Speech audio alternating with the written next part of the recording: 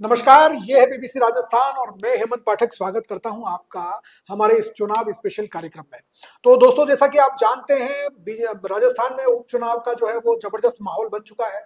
7 सीटों पर जो है वो उपचुनाव होने वाले हैं और 84 की हम बात करें तो वहां पे मतलब कि जबरदस्त मुकाबला है, त्रिकोणीय मुकाबला है और तीनों पार्टियां जो है वो अभी मतलब पूरा जोर लगा रही, डरी हुई है। और इधर सलूम्बर सीट की बात करें हम हमारे संभाग के पास में, तो एक नया ही वहां पे राजनीतिक समीकरण बनने जा रहा है। हमारे साथ स्टूडियो में वरिष्ठ पत्रकार सुभाष जी मेहता है और हम उनसे इसी सीट को लेकर के चर्चा करेंगे।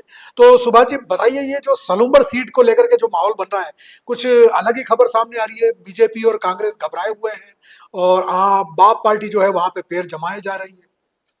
हेमंत जी, सबसे पहले बहुत आभार इसका कि 84 में भले ही बाप पार्टी का जन्म हुआ, लेकिन उसके बाद से धीरे धीरे बाप पार्टी ने अपना जनाधार बढ़ाना शुरू किया है। उसके बाद में पहले सागवाड़ा सीट जीती थी, उसके बाद में उन्होंने धीरे धीरे बांसवाड़ा जिले में प्रवेश किया। बांसवाड़ा जिले के बाद में कांठा क्षेत्रों में कह सकते हैं, दरियाबाद में भी बीएपी का अभी वर्तमान में प्रत्याशी विधायक है। आसपुर में उसका विधायक है। तो निश्चित रूप से जो इससे लगती हुई सीमा है, जो सलूम्बर विधानसभा है, तो निश्चित रूप से बीएपी ने अपना वहां पे अपना ज्यादा बढ़ाया है। और इस चुनाव में आप देख सकते हैं कि बीएपी का बहुत जो कद है वो काफी बढ़ गया है और काफी चर्चा का विषय बन गया है पूरे राजस्थान में। अच्छा। सलूम्बर जो प्राय शांत सीट मानी जाती थी, लेकिन इस उप विधानसभा चुनाव में सलूम्बर सीट भी चर्चा का विषय बन गया है, जहां पर हम्म। कांग्रेस, बीजेपी और बीएपी का त्रिकोणीय मुकाबला है। लेकिन बात करें पूर्व चुनाव में, जहां बीजेपी यहाँ मजबूत गढ़ था दो चुनाव में, लेकिन अब हम्म। धीरे धीरे बात कर सकते हैं। तो पहले जो मुकाबला कांग्रेस और बीजेपी का था, वो मुकाबला अब बीएपी और बीजेपी के बीच भी हो गया है। तो अच्छा। नीचे कह सकते हैं कि ये बीएपी ने अपना ज्यादातर इस सलूम्बर क्षेत्र में बढ़ाया है। तो आपको ऐसा क्यों लगता है कि कांग्रेस जो है वो तीसरे नंबर पर चली गई है वहां सलूम्बर में? हम बात करें, इससे पहले दो पुनः चुनाव हुए थे, तो रघुवीर सिंह मीणा जो अंतिम बार चुनाव जीते थे, उसके बाद में लगातार बीजेपी अपना जीत का परचम फहराती रही। तो कांग्रेस का लगातार वहां पे ज्यादा घटता जा रहा है। इसी बीच जो रिक्त स्थान हुआ था, बीजेपी ने प्रवेश किया और बीएपी का जिस तरह से प्रभाव बढ़ता जा रहा है बागड़ क्षेत्र में और कांठा क्षेत्र में, तो उसका प्रभाव सलम्बर क्षेत्र में जो मेवाड़ में आता है वहां पे पड़ा है। तो अ, ये लोग वहां के जो विशेषज्ञ भी कह रहे हैं और लोग भी कह रहे हैं कि बीएपी कड़ी टक्कर दे रही है बीजेपी को, और बीजेपी मान रही है कि बीजेपी इसकी टक्कर में है। अच्छा। बीजेपी स्वयं मान रही है कि कांग्रेस तीसरे स्थान पर रहेगी, वहां पर इसका ज्यादा घट रहा है। लेकिन कांग्रेस राष्ट्रीय पार्टी है और पूर्व पार्टी है, लेकिन दम दिखा रही है। लेकिन कहा जा सकता है कि इस जो चुनाव सलम्बर के चुनाव होंगे, बीजेपी ने सहानुभूति के लिए जो पूर्व विधायक रहे हैं उनकी पत्नी को टिकट दिया है, लेकिन बीएपी ने वहां पर अच्छा पढ़ा लिखा युवा अपना कैंडिडेट खड़ा किया है, तो वो अब कड़ी टक्कर दे रहा है। नहीं, तो अभी जैसे कांग्रेस में और बीजेपी में भीतरघात का भी खतरा था। जो पूर्व विधायक थे और उन्होंने जो है अभी बगावत भी कर दी थी। बीजेपी में भी ये चीज सामने आई थी। तो हालांकि उन्होंने मैनेज कर लिया है ऐसा समझ में आ रहा है। जी, लेकिन फिर भी क्या लगता है आपको कि ये मैनेज उनके लिए चल पाएगा या दोनों पार्टियां कुछ कमाल कर पाएंगी? वही बात कर रहा हूँ कि जहाँ पे बीएपी में कोई ऐसी अदावत दिखे नजर नहीं आई। हमें बीजेपी में एक जो नेता थे उनकी अदावत नजर आई थी, कोई कांग्रेस में जो पूर्व जो बड़े कद्दावर नेता है रघुवीर सिंह मीणा, उनके भी अदावत सामने आई। तो कहीं ना कहीं कांग्रेस और बीजेपी को इससे नुकसान होने की आशंका है आशंका मतलब है। बहुत लेकिन बड़ी। बीएपी में ऐसे कोई संभावना नजर नहीं आ रही है, और बीएपी का कैंडिडेट युवा है, शिक्षित है, तो वो काफी अच्छा आगे बहुत मार्जिन बढ़ा देते।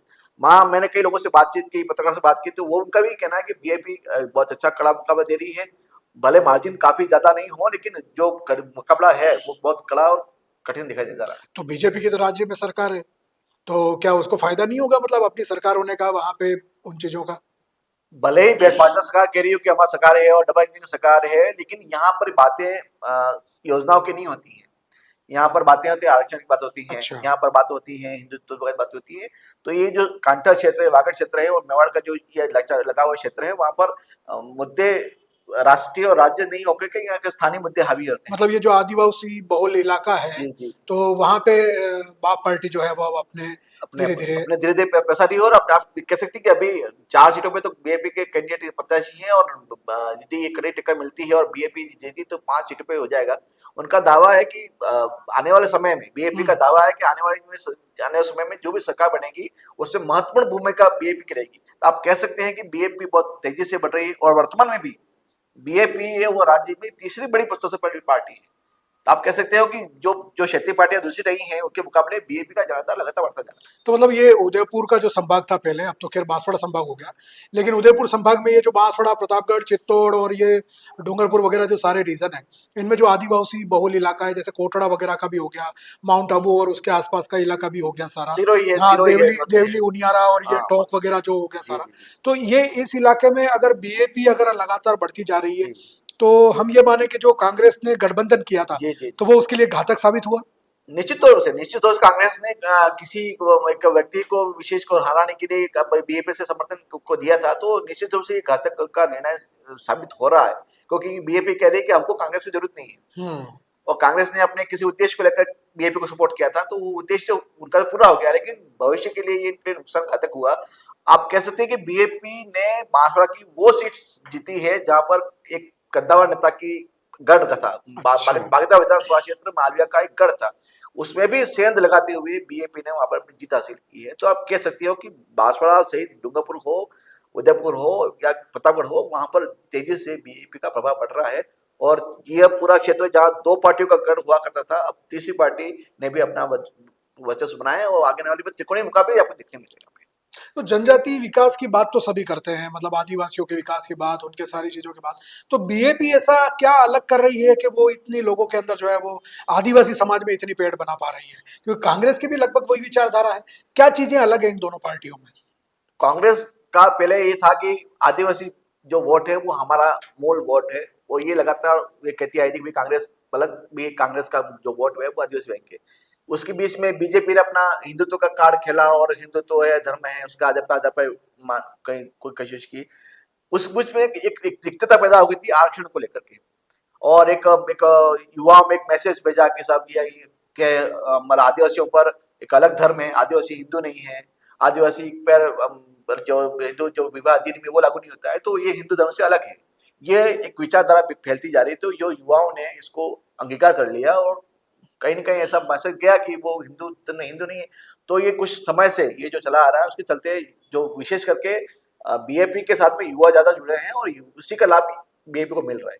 तो ये तो सालूमर सीट की बात हो गई जी कि वहां पे जो है वो बीजेपी अब उदयपुर में भी अपने कदम जी जमाने जा रही है। जी 84 की अगर हम बात करें, तो 84 में इस बार जो है मुकाबला एकदम त्रिकोणीय और तगड़ा हो गया है। क्या लगता है 84 में कौन भारी पड़ रहा है? 84 की बात करें तो 84 में देखा है कि वहां पर भाजपा बहुत कड़ी टक्कर दे रही है। भाजपा ने अपनी जो बीएपी के बढ़ते प्रभाव को देखते हुए वहां पर एक नई रणनीति शुरू की है। हम्म। अब संघ ने की लॉबी जो जो हमेशा पर्दे के पीछे काम करती है, वो पूरी तरह से सक्रिय भूमिका में नजर आ रही है, और गांव गांव बैठ के दर के रही संघ अपने पूर्व की कर रही है।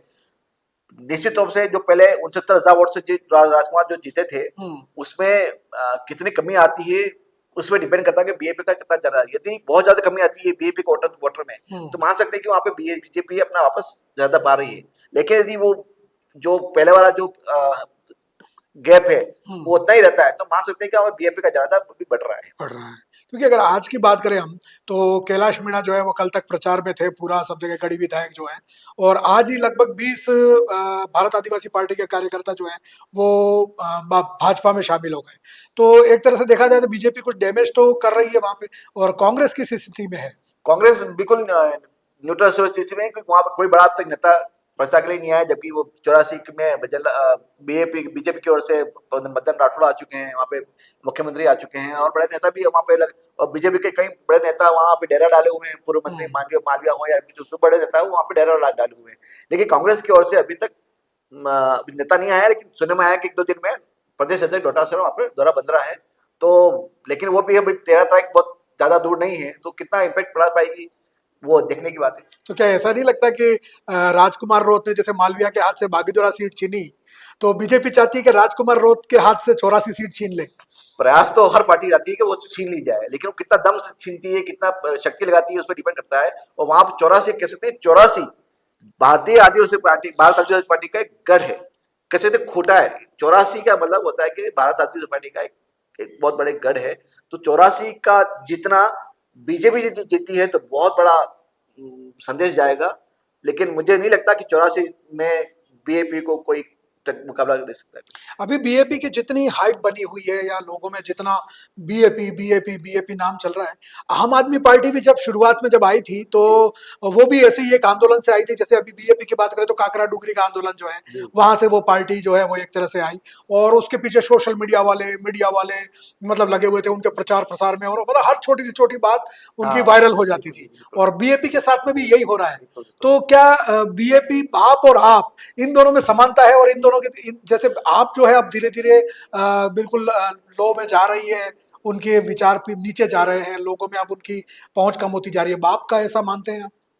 आप कह सकते हैं, लेकिन जहाँ आप पार्टी 13 साल पहले वर्चस्व आई थी, वहीं पे ये बीएपी ने महज 1 साल पहले ही अपना ये अपने हुआ था स्थापना, और उसके बाद लगातार इसका बढ़ रहा है।